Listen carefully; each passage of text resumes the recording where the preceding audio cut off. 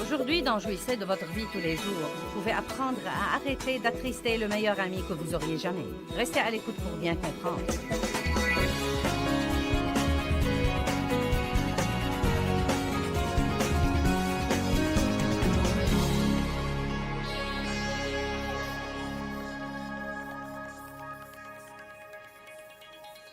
Qu'est-ce qui vous entrave dans votre vie avec Dieu?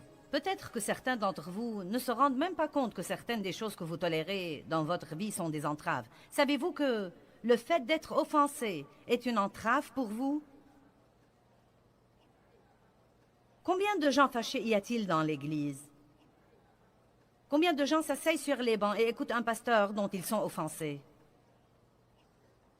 Les gens vont à l'Église avec des gens contre qui ils sont fâchés. Le mot « offense » veut dire pierre d'achoppement.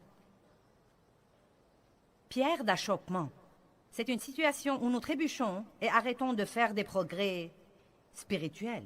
Pourquoi est-ce que le diable fait de gros efforts pour garder tout le monde fâché contre tout le monde et furieux et offensé? Parce qu'il sait que c'est une entrave dans notre vie avec Dieu. Être fâché est une entrave dans votre vie spirituelle. La pensée négative est une entrave dans votre vie avec Dieu. J'étais autrefois une personne très négative. Et quand je me suis mariée avec Dave, ça fait maintenant 40 ans, croyez-moi, j'étais une personne très négative. Non mais vraiment, si j'avais 2 pensées positives consécutives, je ressentais une crampe au cerveau. Et Dave m'a dit un jour, « Qu'est-ce qui ne va pas chez toi? Pourquoi es-tu si aigre et négative à tout propos? » J'ai dit, « Quand on ne s'attend pas à ce que quelque chose de bien se produise, on n'est pas déçu. » C'était mon attitude, parce que j'ai eu tant de souffrances et de déceptions dans ma vie, et j'en étais au point où je croyais vraiment que je me protégeais en m'attendant à quelque chose de mauvais, plutôt que de m'attendre à quelque chose de bien. Vous savez quoi? Si j'ai pu surmonter ma négativité, n'importe qui peut la surmonter, car j'avais un cas sérieux de négativité. Et croyez-moi, cela entrave votre vie avec Dieu. Quand vous êtes négatif, vous devenez un puits bouché. Le flux du Saint-Esprit ne peut pas s'écouler par vous. Pourquoi? Parce que Dieu n'est pas négatif. Il n'y a rien chez Dieu qui soit négatif. Au contraire, tout chez lui est positif. Et si nous voulons avoir la volonté de Dieu dans nos vies, nous devons nous accorder avec Dieu. Accordez-vous avec Dieu. Nous devons faire attention à notre style de vie, faire attention à nos pensées, faire attention à nos paroles. Nous devons garder notre cœur diligemment, car de lui sont les issues de la vie. Dieu ne dit pas qu'il enverra un ange pour garder votre cœur et pour garder mon cœur. Il dit « Gardez votre cœur et gardez-le diligemment ». Cela veut dire que nous ne devons pas permettre aux offenses d'entrer dans notre cœur. Vous savez, vous seriez étonnés si je prêchais ce soir sur les conflits et les offenses, et si je priais pour les gens à la fin, et je vous dis la vérité, car j'ai fait ça pendant tant d'années, et j'ai vu la même chose partout où que je choisissais de prêcher sur ce sujet, et que je disais à la fin de mon message, tous ceux qui ont été convaincus ce soir que oui, il y a quelqu'un contre qui vous êtes fâchés, que oui, vous avez une offense dans votre cœur, levez-vous et je vais prier pour vous. Je n'ai jamais vu moins de 80% de l'audience présente se lever. Jamais. Pas étonnant que nous ne voyions pas la puissance de Dieu affluer. Tant que la première Église restait en accord, elle avait une puissance énorme. Mais oh, Satan travaille si dur pour nous dresser les uns contre les autres. Quelqu'un dit, eh bien, tu sais, je crois au baptême des adultes. Et quelqu'un d'autre dit, eh bien, je crois au baptême des bébés. Donc maintenant, tout à coup, ils se fâchent l'un contre l'autre. Vous savez ce que je leur dis? Il suffit de vous faire baptiser.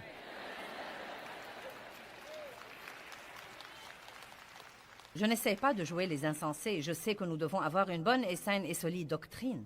Mais nous nous disputons pour des riens. L'un dit le baptême doit être uniquement au nom de Jésus et l'autre dit non, le baptême doit être au nom du Père, du Fils et du Saint-Esprit.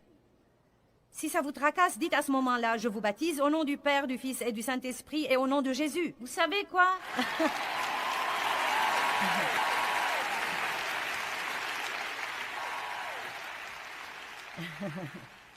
Je ne veux rien avoir à faire avec toi parce que tu parles en langue et ça s'est terminé avec la première église. Eh bien, combien tous ces trucs-là sont insensés? Vous savez quoi? Nous ne devons vraiment pas nous embarquer dans tous ces trucs. Lisez la Bible. Ne laissez pas les doctrines des hommes contrôler votre vie et lisez la Bible. Paul dit, n'empêchez personne de parler en langue. Et il dit, je rends grâce à Dieu de ce que je parle en langue plus que vous tous. Qu'allez-vous donc faire de ces versets? Eh bien, mon Église dit, eh bien, que dit Dieu?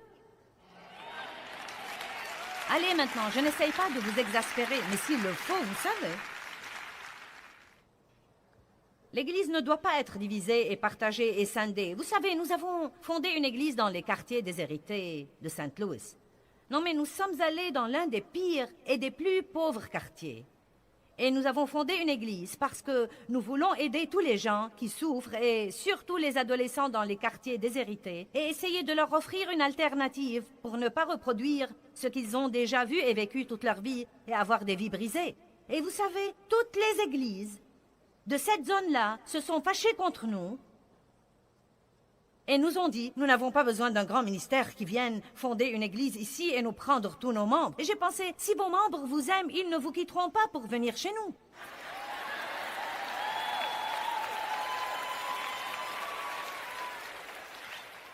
Personne ne peut vous voler vos moutons si vous les nourrissez bien.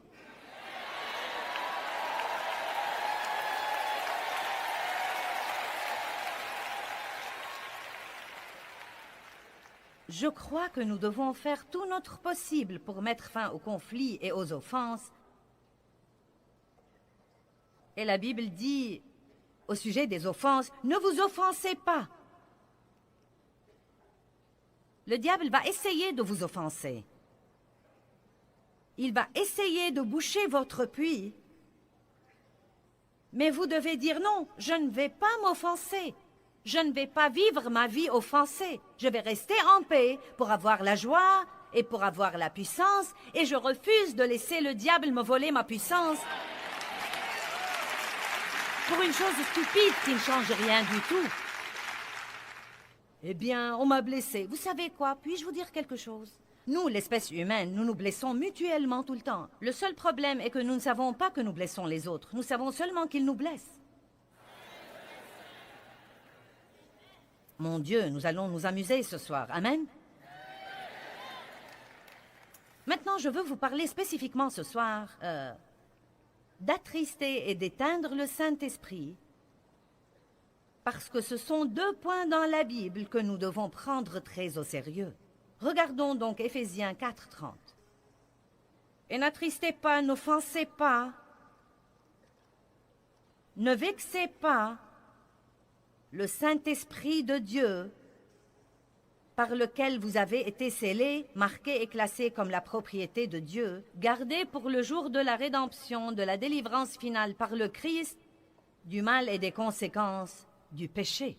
Maintenant, la Bible amplifiée dit « N'offensez pas Dieu ». Eh bien, vous savez, au lieu de nous soucier de ceux qui nous offensent, nous devons nous soucier davantage de ne pas offenser Dieu. Puis-je vous dire quelque chose? Quand nous maltraitons les autres, cela offense Dieu. Comme vous seriez offensé si quelqu'un maltraitait un de vos enfants. Je me souviens d'un jour où notre Benjamin, qui a maintenant 27 ans, qui aura bientôt 27 ans, jouait. Il voyageait avec nous quand il était petit et il a grandi sous les tables des livres. Et un type qui travaillait pour nous, nommé, mon fils était jeune, et il était un peu trop actif pour son goût, et donc, il a été très dur avec mon fils. Eh bien, vous savez quoi, je me suis offensée. Et je lui ai dit, écoute, c'est mon fils, et tu travailles pour moi. Et s'il se conduit mal, et que tu viennes m'en parler avec une bonne attitude, je peux t'assurer que je m'en occuperai. Mais si tu veux travailler pour moi, ne sois pas brutal envers mes enfants. Maintenant, Si c'est ce que ça m'a fait, et vous savez tous que ça vous ferait la même chose, qu'est-ce que ça ferait à Dieu de nous voir brutaux envers les autres ou de nous voir maltraiter les autres? Et vous savez, nous laissons parfois passer ces trucs et nous ne croyons pas qu'il y a de mal à faire ça. Hein. Et nous nous demandons si nous sommes appelés à aller en Afrique ou en Inde et des choses comme ça. Mais je crois vraiment que ce sont les petits renards qui ravagent les vignes et que c'est la manière dont nous vivons notre vie quotidienne qui est très importante pour Dieu. Et la chose la plus importante pour Dieu est la manière dont nous traitons les autres et notre marche dans l'amour. Et je crois que beaucoup de chrétiens focalisent sur beaucoup de choses qui ne changent rien du tout. Au lieu de se soucier excessivement de la doctrine de quelqu'un qui ne correspond pas à la vôtre, arrêtez de juger les autres et commencez à marcher dans l'amour, parce que Jésus va revenir. Il dit dans Joël, « Tournez-vous, repentez-vous, tournez-vous, allez de l'avant vers une relation avec Dieu et enlevez toutes les entraves qui vous éloignent de la communion intime avec Dieu. Je ne veux rien qui entrave ma vie avec Dieu. Je ne veux rien qui m'empêche d'entendre vraiment la voix de Dieu. Je ne veux rien qui entrave la sagesse de Dieu dans ma vie. Je ne veux rien qui entrave la grâce de Dieu dans ma vie. Écoutez-moi bien. Si je veux passer ma vie à faire ça, je veux le faire comme il faut. Je ne veux pas jouer et m'amuser et me livrer à des manèges et être tiède et idiote. Je veux être ardente, je veux être en feu, pleine de puissance, passionnée à l'égard de ma vie avec Dieu. Et je veux tout faire à la façon de Dieu. Combien d'entre vous disent Amen à ça? N'attristez pas le Saint-Esprit. Nous devons prier de façon régulière. Dieu, je prie pour ne pas attrister ton Saint-Esprit. Je ne veux rien faire qui t'attriste. Nous reviendrons sur ce point dans un moment et nous lirons quelques versets là-dessus pour voir exactement ce qui l'attriste vraiment. Mais pour le moment, nous allons ouvrir à 1 Thessaloniciens 5, 19.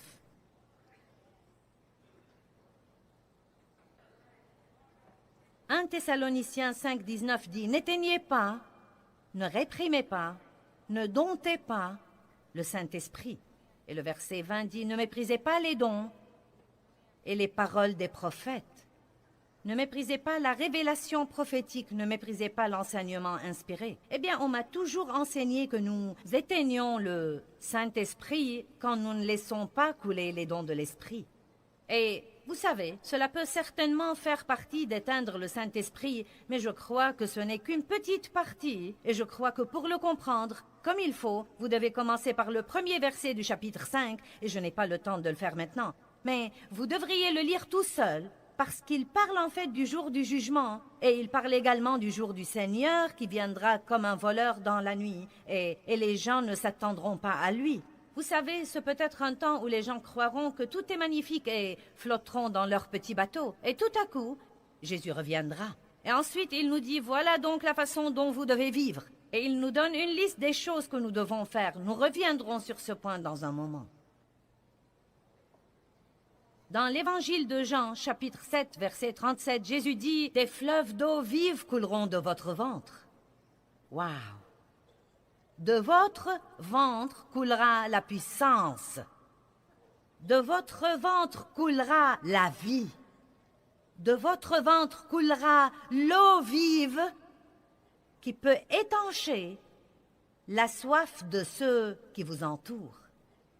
Il devrait y avoir un flux dans nos vies. Non pas une entrave, mais un flux où il n'y a rien qui puisse nous boucher.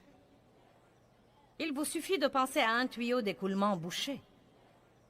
Ceci est très énervant. Nous allons parfois dans des hôtels et j'ouvre le robinet et je n'ai qu'un mince filet d'eau. Je déteste surtout quand la canalisation est bouchée et que l'eau ne s'écoule pas parce que le tuyau est presque totalement bouché et que vous devez passer 15 minutes pour essayer de retirer un peu d'eau du lavabo. Alors que ça ne prend que peu de temps normalement. Eh bien, vous savez, il y a là-dedans tout ce rebut qui ne devrait pas être là. Et c'est rouillé et répugnant parce que ça n'a pas été nettoyé comme il faut. Ou quand vous ouvrez la porte du frigo et que vous pensez « Oh mince alors qu'est-ce que c'est ?» Et vous fermez la porte et vous espérez que ce sera parti quand vous reviendrez. Vous revenez le lendemain et je vais vaporiser un désodorisant là-dessus. Nous avons vaporisé assez de désodorisant sur nos péchés. Nous devons démonter la chose et la nettoyer et découvrir ce qui ne va pas et le régler.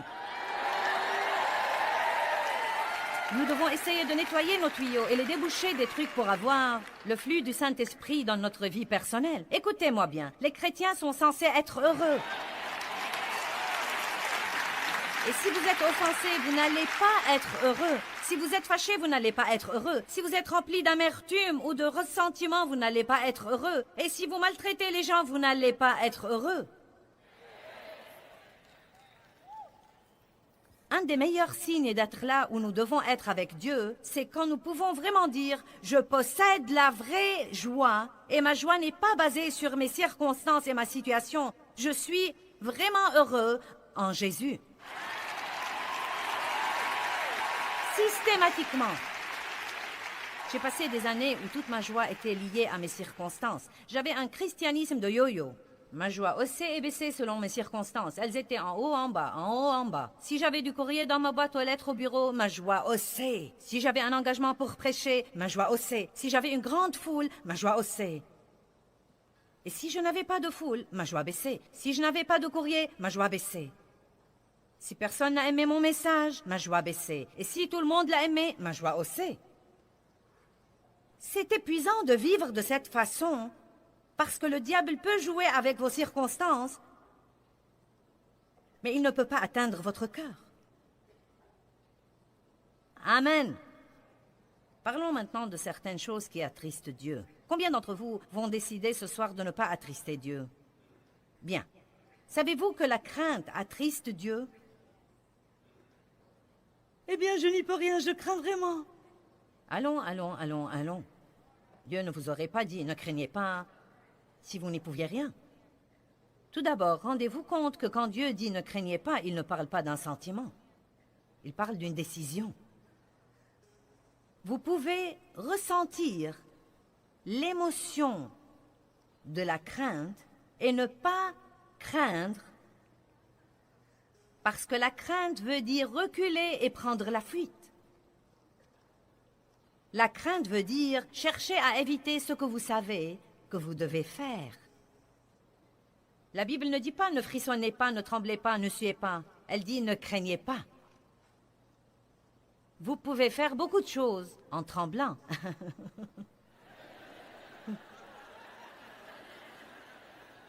La première fois où j'ai parlé dans une réunion, je sentais le trac et j'avais si peur que j'ai ouvert ma bouche et rien n'en est sorti. Et si vous m'écoutez assez, vous saurez que ça n'arrive pas à moins que je ne sois effrayée.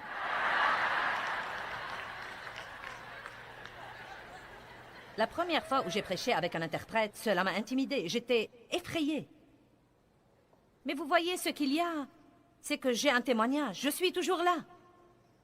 Je n'ai pas reculé, je n'ai pas pris la fuite, je n'ai pas cédé. Je l'ai fait même si j'ai dû le faire en ayant peur.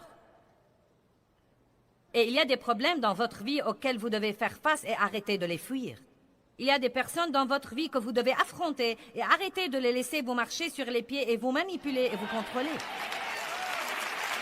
Allez maintenant.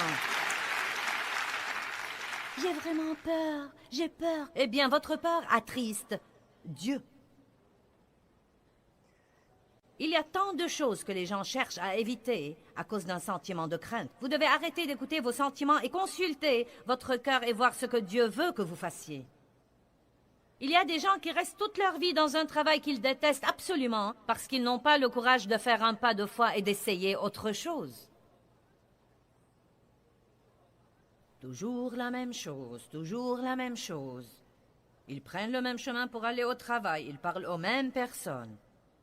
Ils montent le même escalier, ils s'asseyent au même bureau, ils se plaignent des mêmes choses toute la journée. Je déteste ce travail, je déteste ce travail, je déteste ce travail, je déteste ce trajet au travail, je déteste ces personnes, je déteste ma voiture.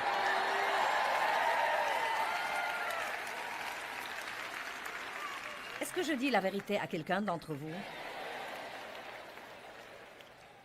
Maintenant, écoutez-moi.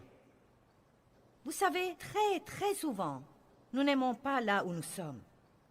Dieu, je ne sais pas pourquoi tu ne me fais pas quelque chose. Qu'a dit Dieu à Josué? Tout lieu que foulera la plante de votre pied, ce lieu-là sera à vous. Eh bien, vous savez, si je sais qu'il y a un autre travail que j'aimerais mieux et j'en serai satisfait, je quitterai celui-ci. Ce n'est pas de la foi. Parfois, la raison pour laquelle les gens se sentent si déchirés dans leur vie, c'est qu'ils restent accrochés à une chose qui est bien finie pour Dieu depuis 10 ans. Ayez une révélation. Si le cheval est mort depuis 10 ans, descendez-en.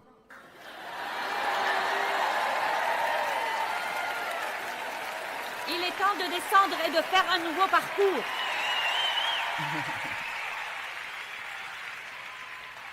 Mais parfois, vous savez, Dieu en a fini de cette chose-là. Il n'y a plus de vie en elle pour vous.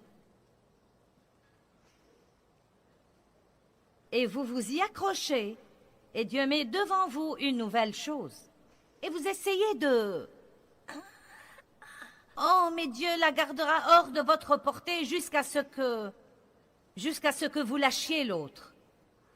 Oh, mais vous ne voulez pas la lâcher parce que vous voulez prendre celle-là et la regarder et l'examiner, vous en faire une opinion et ensuite regarder celle-ci et regarder celle-là et regarder celle-là. Et cela ne demande pas de la foi. Sans la foi, il est impossible d'être agréable à Dieu. Vous attristez l'Esprit de Dieu quand vous laissez la crainte vous voler votre destinée. Dieu est avec vous. Par conséquent, vous ne devez pas craindre. Et vous n'expérimenterez jamais la fidélité de Dieu si vous ne faites pas un pas de foi.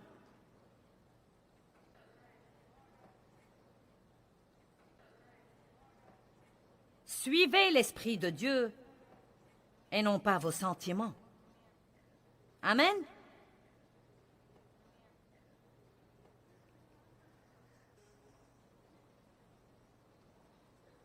La crainte attriste Dieu. Une autre chose qui attriste Dieu, c'est les paroles vaines, stupides, inutiles, impuissantes, négatives. Oh.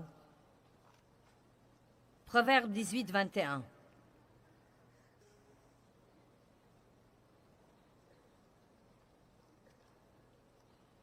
Mon Dieu, nous devons comprendre la puissance des paroles. La puissance des paroles que vous dites à vos enfants en pleine croissance. La puissance des paroles que vous dites de vos enfants en pleine croissance. La puissance des paroles que vous dites vous-même, de votre avenir, de vos capacités, de vos talents, de vos dons. Ne dites jamais « je ne peux rien faire comme il faut ». Ne dites jamais « je n'arriverai jamais à rien ». Ne dites jamais à vos enfants « oh, vous n'arriverez jamais à rien ». Oh, c'est une mauvaise chose à dire. Et si ça vous échappe et que vous dites quelque chose comme ça dans la colère, vous devez dire vite « oh Dieu, pardonne-moi, pardonne-moi, pardonne-moi, j'implore le sang de Jésus sur ces paroles ». Parce que les paroles contiennent de la puissance. Pourquoi croyez-vous que vous m'écoutez parler ce soir?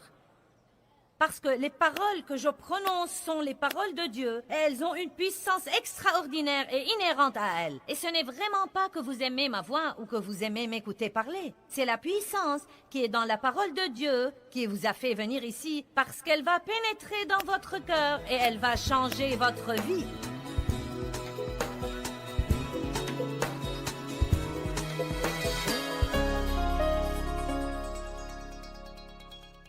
Nous avons parlé aujourd'hui de ne pas attrister le Saint-Esprit. Et je crois que c'est un sujet très important que nous devons comprendre et nous devons veiller à ne pas attrister le Saint-Esprit.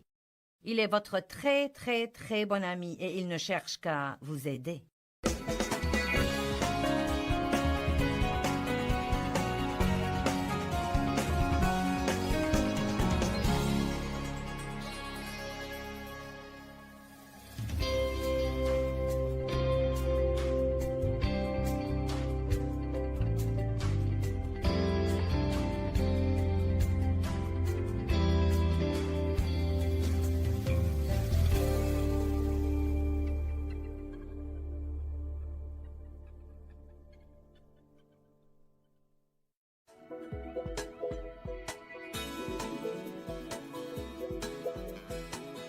Aujourd'hui, vous allez découvrir que les paroles contiennent de la puissance et apprendre à les utiliser pour changer votre vie.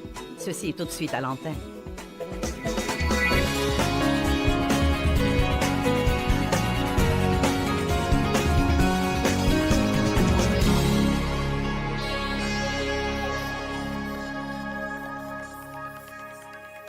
Je crois qu'il y a des messages que nous devons écouter tant que nous sommes vivants, au moins 2 ou 3 fois par an. Même si vous croyez que vous les connaissez, vous devez les écouter plusieurs fois. Et parmi ces messages, les messages sur la pensée, les messages sur la vie dans le fruit de l'esprit sont parmi ces messages aussi, et l'importance de manifester ce fruit. Et il y a des tas de ce genre de messages, mais l'un d'entre eux est l'enseignement sur la bouche. L'enseignement sur la puissance des paroles. Ça me stupéfie. J'y pensais aujourd'hui. Combien d'années je suis allée à l'église? Non, mais des années et des années, sans jamais écouter un message sur la puissance des paroles. Jamais, pas une seule fois. Donc, j'attristais le Saint-Esprit tout le temps. Je disais des choses qui entravaient complètement les anges qui, d'après la Bible, sont envoyés pour aider les héritiers du salut. Je disais des choses qui les empêchaient complètement de m'aider. Je ne savais pas ce que je faisais parce que personne ne me l'avait dit. Maintenant, il y a probablement des personnes ici ce soir qui n'ont jamais entendu parler de ce que je vais vous enseigner.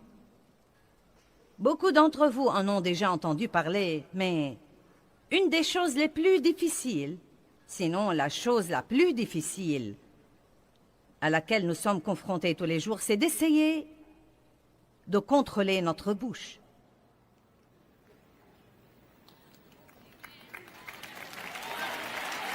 En fait, la Bible dit que nul ne peut dompter la langue à part le Saint-Esprit. C'est lui qui le fait. Cela ne veut pas dire que le Saint-Esprit va la dompter à notre place, mais que nous devons prier régulièrement et demander l'aide de Dieu là-dessus. Et si vous lisez les psaumes, vous verrez que le roi David faisait ça tout le temps. Il faisait des confessions concernant sa bouche et ses paroles et demandait toujours à Dieu de l'aider. Que les paroles de ma bouche et les réflexions de mon cœur te soient agréables. Mais une garde à ma bouche, ô Dieu, de peur que je ne pêche contre toi par ma langue. Il y a toutes sortes de versets comme quoi vous devez prier et demander tous les jours à Dieu de vous aider à prononcer les paroles de la vie partout où que vous alliez et non pas celles de la mort. Amen. L'autre chose qui arrive quand nous comptons sur le Saint-Esprit pour dompter notre langue, sachant qu'il ne va pas le faire à notre place, je crois que le Saint-Esprit nous le rappellera. L'Évangile de Jean nous dit que le Saint-Esprit nous rappellera des choses.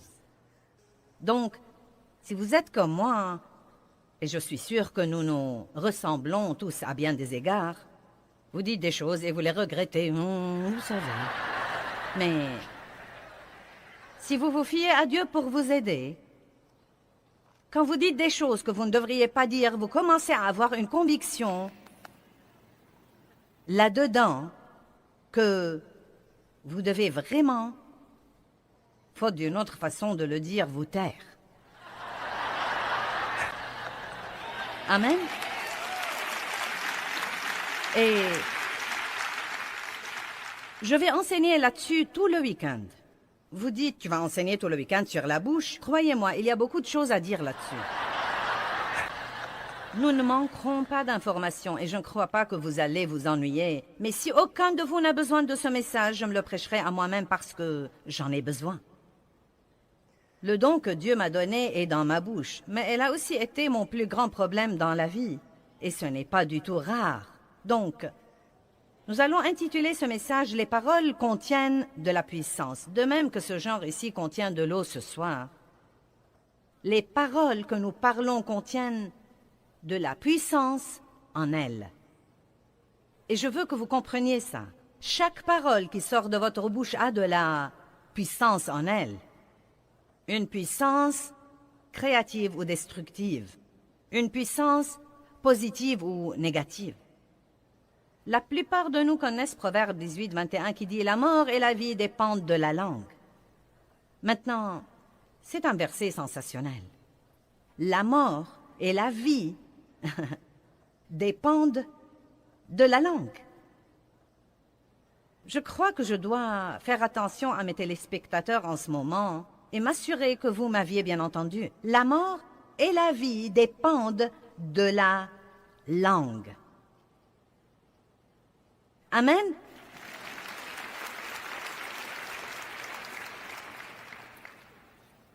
Et la Bible dit que...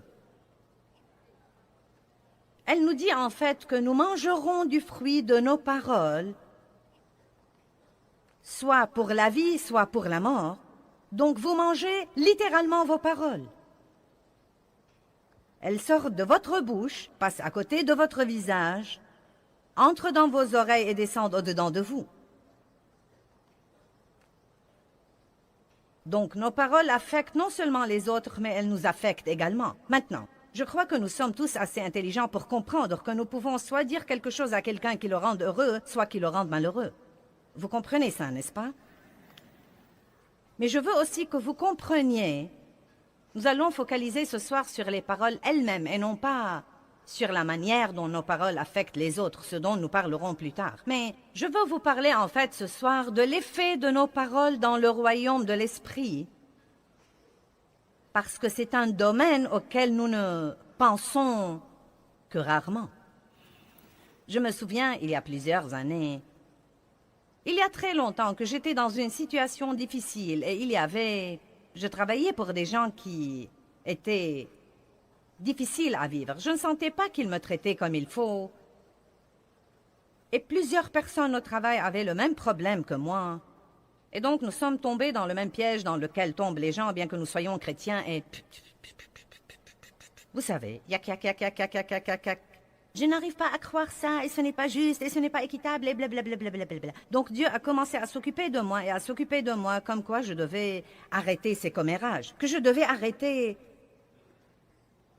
la médisance et le rapportage, et que quand je sens qu'on me traite injustement, je ne dois pas courir le raconter à 3 autres personnes et les provoquer pour qu'elles me racontent les injustices qui leur arrivent, et pour que nous puissions en parler ensemble. Donc, vous savez, Dieu s'est occupé de moi plusieurs fois et je me suis un peu disciplinée et j'ai arrêté de médire au travail de mon patron. Mais j'en parlais toujours à Dave à la maison car, après tout, c'est derrière les portes fermées et c'est privé et c'est mon mari.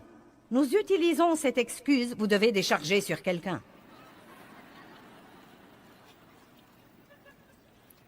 Et donc, Dieu a commencé à s'occuper de moi là-dessus et il m'a dit... Et ce qu'il m'a dit m'a tellement impressionnée. Il m'a dit, Joyce, il ne s'agit pas tant de la personne à qui on se confie que des paroles elles-mêmes. Et où que tu sois dans ton problème, moi je t'écoute.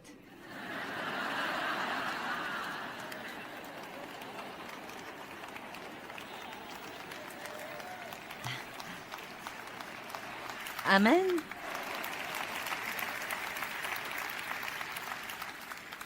Je vais vous dire quelque chose pour illustrer, et je vais le répéter plusieurs fois ce week-end. La chose la plus dure que quiconque ait jamais à faire dans sa vie, c'est d'avoir un problème et de ne pas dire quelque chose de négatif. J'ai eu un accès de colère mineure cette semaine. Non pas majeur, mais mineur. Une colère qui a duré 5 à 7 minutes. Mais quand j'ai fini, j'ai dû me repentir de mes commentaires négatifs et de mon attitude négative. Et je me suis dit que c'était drôle car je me préparais à prêcher là-dessus. Vous savez, le diable aurait aimé que je culpabilise trop pour monter en chair et prêcher là-dessus, mais je ne supporte pas ces trucs, donc je vais vous le dire carrément, vous savez. Je dois combattre ça comme tous les autres. Mais vous savez ce que j'ai décidé dans ma vie? La bonne nouvelle est qu'il y a 10 ans, ma colère aurait duré 3 semaines.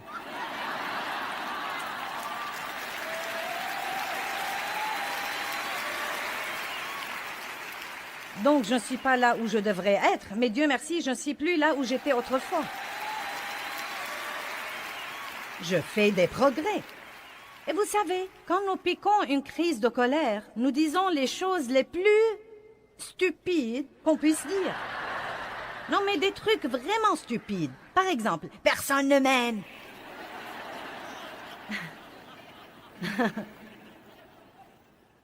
Dave m'a regardé et m'a dit, « Est-ce que tu as dit que personne ne t'aime ?»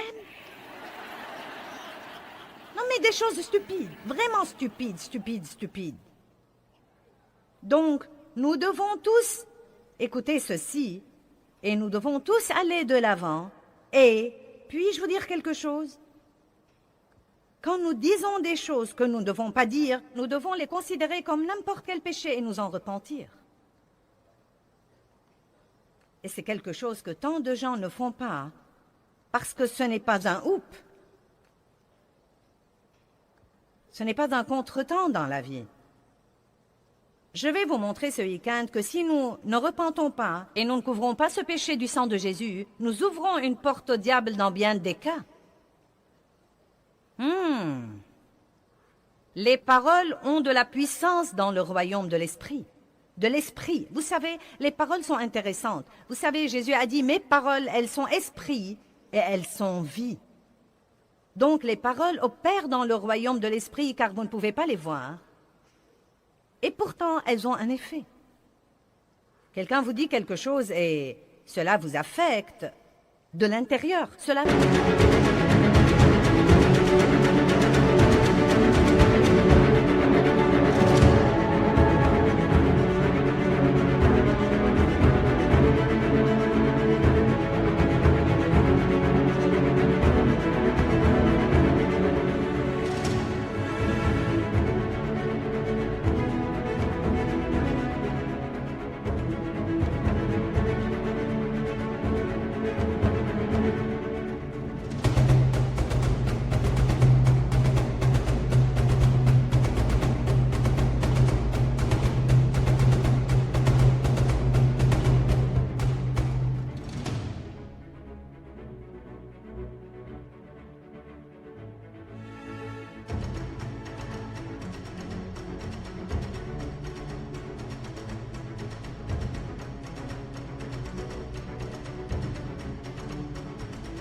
peut soit vous élever, soit vous démolir.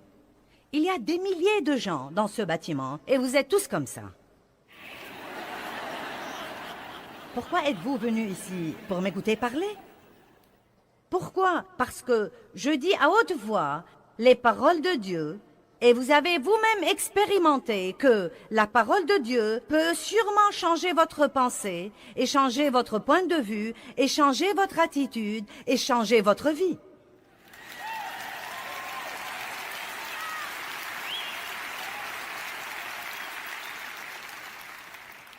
Dieu nous a donné un don qui est très précieux, sa parole.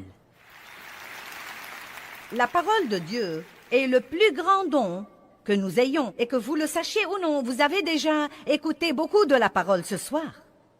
Nous avons chanté la parole, nous avons exhorté avec la parole. Même quand je vous ai parlé de notre matériel spirituel, j'ai dit que ce matériel contenait la parole pour que vous puissiez le prendre chez vous sur une bande et continuer à être élevé et changé.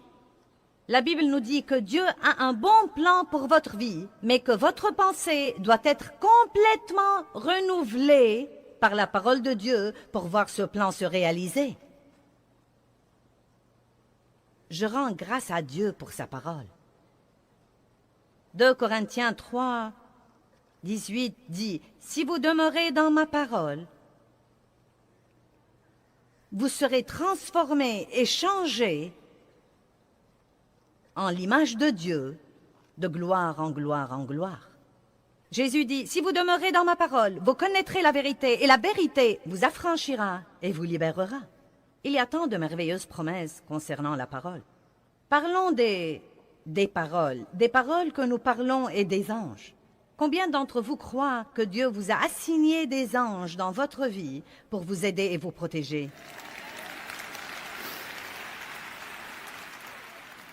Nous n'y pensons pas assez. Mais je vous encourage à prendre l'habitude de remercier Dieu pour les anges qu'il vous a assignés pour vous aider, mais certains de vos anges sont extrêmement ennuyés.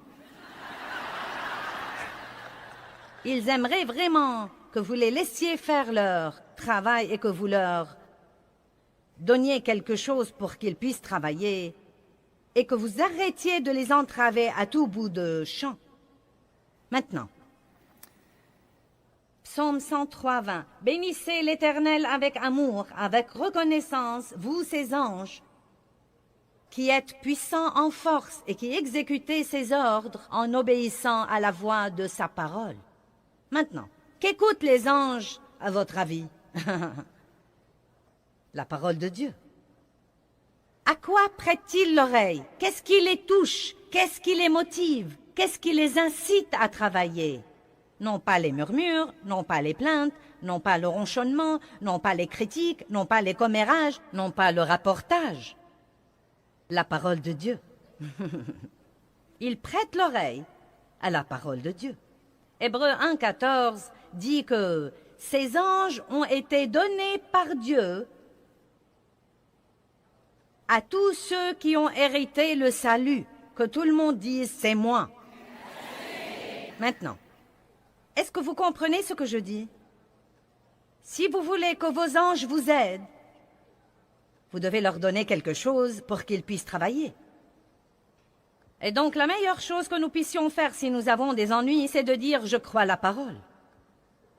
Je crois que la parole de Dieu est vraie, que ses promesses sont vraies. Vous devez connaître assez de la parole pour pouvoir dire « Dieu a dit ». Dites quelque chose de la parole qui s'applique à votre situation. Je ne dois pas craindre parce que Dieu est avec moi. Ou bien, selon le cas, Dieu pourvoira à tous mes besoins selon ses richesses en gloire par le Christ. Et non pas si vous perdez votre travail. « Oh, j'ai perdu mon travail, que vais-je faire? Tous mes espoirs sont anéantis, je suis sans le sou, je ne sais pas ce que je vais devenir, je n'aurai jamais de chance. » Et donc, vous savez, les anges sont comme...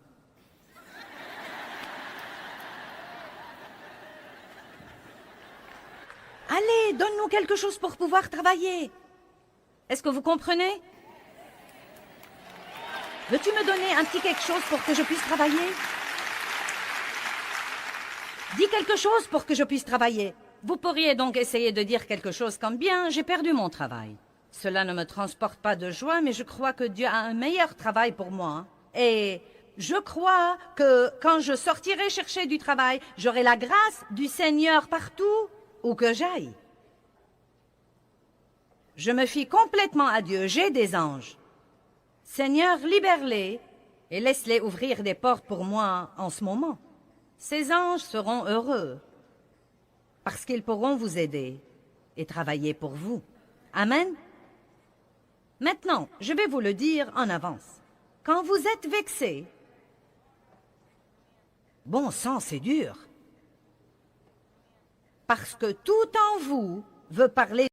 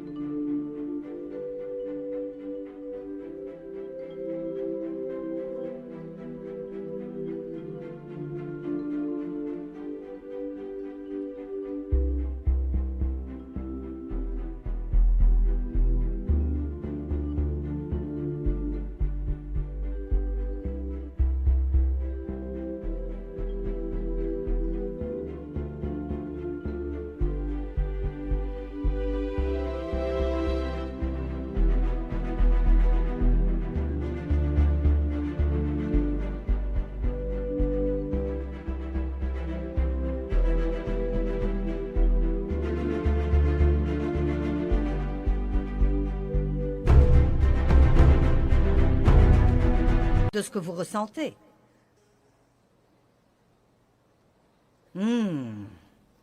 Amen.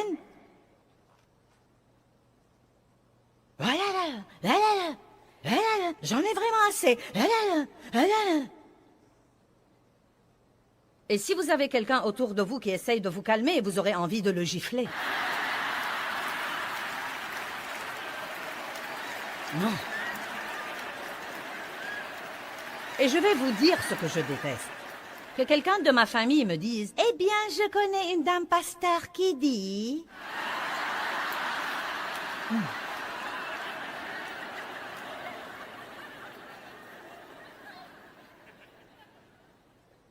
Mais vous savez quoi? Je suis si reconnaissante pour tous ces messages que j'avais prêchés encore et encore et encore et encore, et pour cette parole qui m'aide maintenant, au moins après 30 ans, à ne perdre le contrôle que pour 5 à 7 minutes au lieu de le perdre pour 3 semaines. Et vous savez, à comprendre que c'est mauvais et que je dois vraiment me repentir et que je dois me corriger. Et je crois que d'ici 4 ou 5 ans, ces 7 minutes se réduiront à 2 et qui sait, peut-être qu'un jour viendra où j'aurai le contrôle total. Je ne sais pas.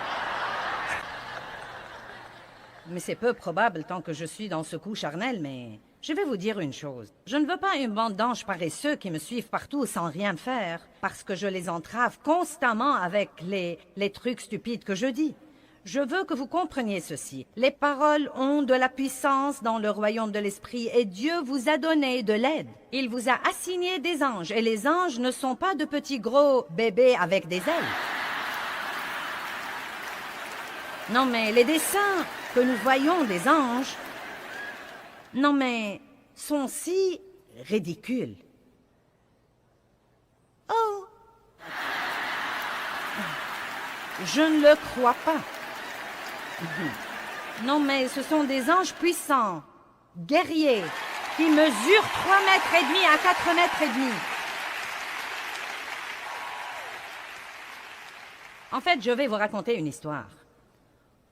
Vous pourriez la croire si vous avez assez de foi. Je n'ai pas vu ça, mais je crois l'homme qui l'a raconté, car je ne pense pas qu'il savait assez pour l'inventer.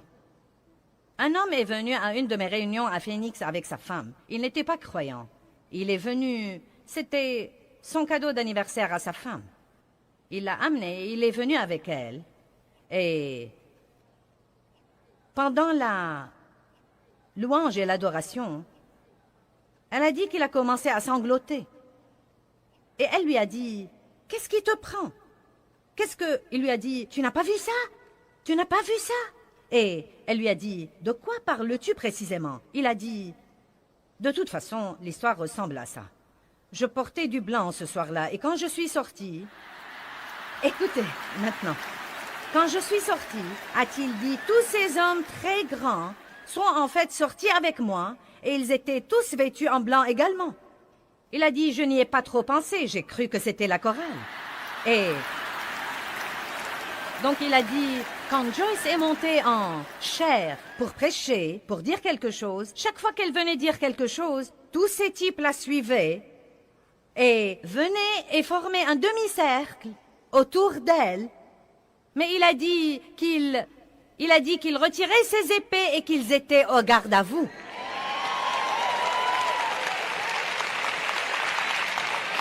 Pendant que je prêchais. Eh bien, ce type a été sauvé. Je le dis sans aucun doute. Et... comme je l'ai déjà dit, je ne sais pas, non mais je ne sais pas ce que vous en pensez, mais... ça avait un effet spectaculaire sur ce type. Et je me suis dit, waouh! Bon sang, si seulement nous pouvions nous rendre compte que nous ne sommes pas seuls, que nous ne sommes pas tous seuls, et que Dieu a dit, ne craignez pas parce que je suis avec vous, où que vous soyez, et je... Bon Dieu!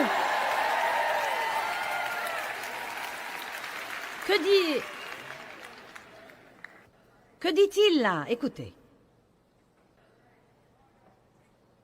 Écoutez avec soin, car il ordonnera à tous ses anges de t'accompagner et de te défendre et de te garder dans toutes tes voies d'obéissance et de service. Et ils te porteront sur les mains de peur que ton pied ne heurte contre une pierre. Tu marcheras sur le lion et sur l'aspi et tu fouleras le lionceau et le dragon. Waouh! Mais n'oublions pas le psaume 103:20. Il prête l'oreille à la parole. Nos paroles ont donc un effet dans le royaume de l'esprit. Philippiens 2 dit, travaillez à votre salut avec crainte et tremblement. C'est dans Philippiens 2, 12 et 13. Travaillez à votre salut avec crainte et tremblement. Travaillez à, et non pas travailler pour. Travaillez à votre salut avec crainte et tremblement. Puis il dit, non pas par votre force, mais Dieu vous aidera à le faire. Maintenant, cela veut vraiment dire que quand nous sommes régénérés, Dieu vient demeurer au-dedans de nous, et une graine de tout ce que Dieu a pour nous est mise au-dedans de nous. Cette graine est l'Esprit de Dieu. Jésus-Christ vient vivre en nous. Bien, maintenant, nous avons beaucoup de bonnes choses en nous. Savez-vous que chacun de nous, qui avons accepté le Christ comme sauveur, a tout le fruit de l'Esprit en lui? Mais cela ne veut pas dire que nous le manifestons toujours. N'est-ce pas? Nous avons le tout en nous. Il est en nous. Eh bien, la Bible dit que nous devons le manifester. Il doit entrer dans notre pensée, entrer dans notre attitude. Vous voyez, cette vie merveilleuse qui est en nous doit entrer dans notre pensée pour nous apprendre à penser différemment. Elle doit entrer dans notre attitude et nous devons apprendre à avoir une attitude différente. Eh bien, il y a plusieurs années, Dieu m'a parlé un jour et il m'a dit, « Écoute Joyce, il est temps que ta bouche soit sauvée. »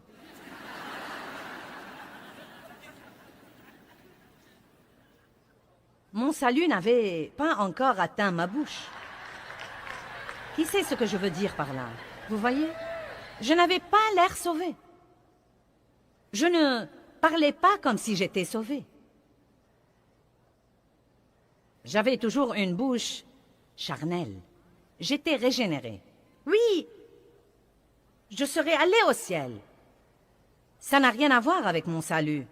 Mais ça a vraiment beaucoup à voir avec ce que Dieu peut faire pour moi en cours de route pour le ciel. Vos paroles et mes paroles ont beaucoup à voir avec le genre de vie que nous vivrons sur terre pendant que nous attendons le retour de Jésus-Christ pour nous prendre avec lui au ciel.